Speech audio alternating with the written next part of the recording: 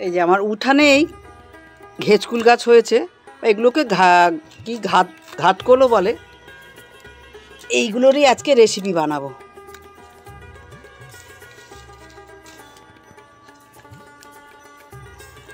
এই ঘেঁচকুল গাছগুলো তুলে তুলে বালতি জলের মধ্যে রাখছি, জলের মধ্যে রাখলে তাহলে কাটতে নাকি এগুলো সুবিধা হবে।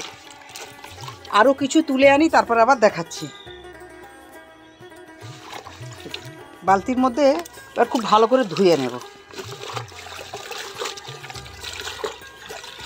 ধুয়ে নিয়ে এবার রান্নাঘরে চলে যাব। আমি ঘেঁচকুল বা ঘাটকুল পাতাগুলো প্রত্যেকে তুলে এনেছি, ভালো করে ধুয়ে নিয়েছি।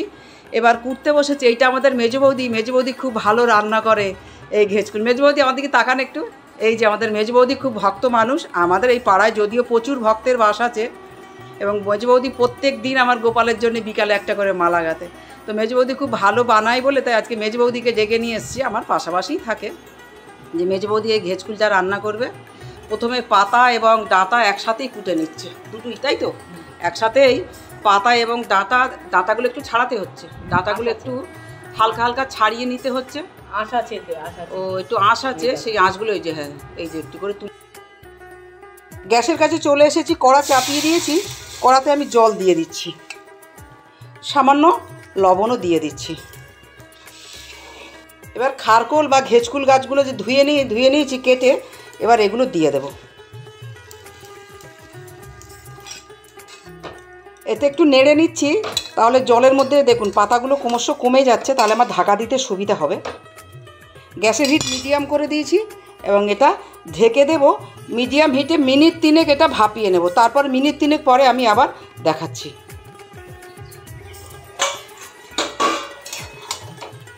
তিন মিনিট পর খুলেছি, দেখে নিচ্ছি একটু।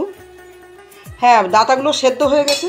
এবার গ্যাসের ফ্লেম অফ করে দেব, আর এটা চুপড়ির মধ্যে আমি ঢেলে নেব। এবার জলটা খুব ভালো করে ঝরিয়ে নেব। এবার জলটা ছেঁকে নিয়েছি, একটু নিড়ে নিয়েছি হাত দিয়ে। এবার শিলের ওপর রেখে আমি এটা বেটে নেব।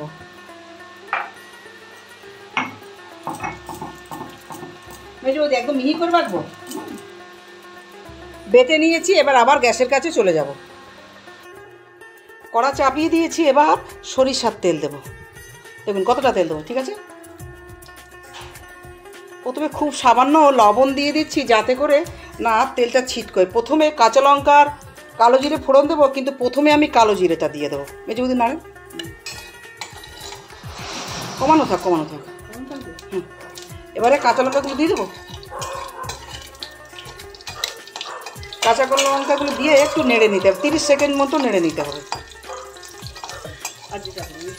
হলুদ দিয়ে দিচ্ছি তেলের ওপর। আর কিছু দিতে হবে না, তবে পাতা বাটা দিয়ে দেবো। এবারে পাতা বাটাটা দিয়ে দিচ্ছি, পাতা ডাঁটা সবসময়তে বাটা।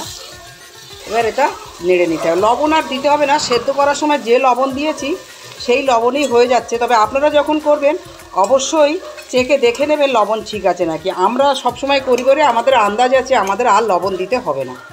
মিনিট 2 পরে আমি দেখাচ্ছি। আর একটু হবে, তাই তো? হ্যাঁ, আর একটু হবে বলছে মেজো বৌদি।